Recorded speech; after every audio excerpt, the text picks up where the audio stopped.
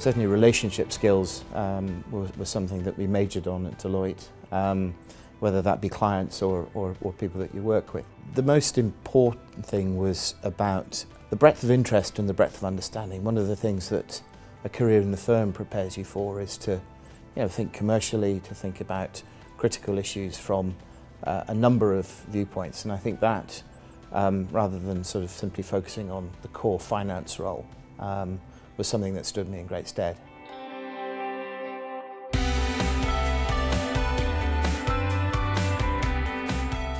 The things we're facing into are, for example, what's called open banking. And open banking is really a change, or really a challenge to the power that's held by large financial institutions, because they own the customer and they have significant barriers to entry to other firms. Well, open banking and the regulations that go with that, which are being driven from a number of sources, whether that be the payment systems regulator, seeking to open that up from what is currently a closed shop amongst 9 or 10 banks, to the Competition and Markets Authority. And so banks and other institutions will be forced to share data on their customers, clearly with customer consent. Some of those perceived and actual barriers to entry, I think, will fall away over time.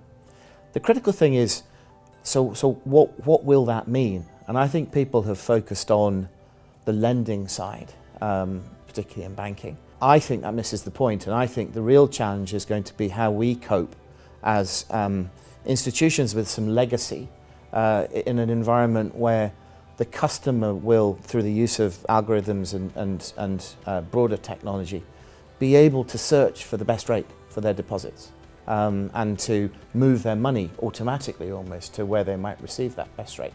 That's going to put a real challenge on the banking industry. And those of us that are incumbents with large customer bases have a good deal to lose. So working out the commercial impacts of that, and then where the opportunities are.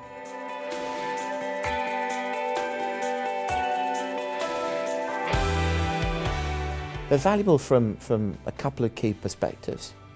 The first thing it does is it takes you out of your working environment and it forces you to concentrate on the things that normally fall by the wayside. We all get caught up in doing the day-to-day work, but thinking strategically about how you can be successful in your new role. Thinking about the relationships you have to develop, thinking about what are the priorities that you're going to have to focus on. And it's that requirement to step out and make yourself think those through that I think is very valuable, and so it's a great intervention from that perspective.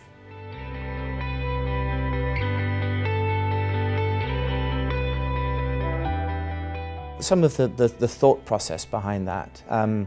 I was offered a really interesting opportunity and went with the blessing of the partners. I had a couple of years working in the banking industry at a time of great stress and strain. It was the crisis of 2008 to 2010. And I learned a great deal from it.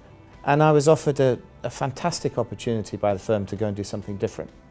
And I thought, gosh, coming back to a firm that I have enormous respect and love for, and to do something really interesting and to try to develop the corporate finance business in a slightly different direction was just a fantastic opportunity.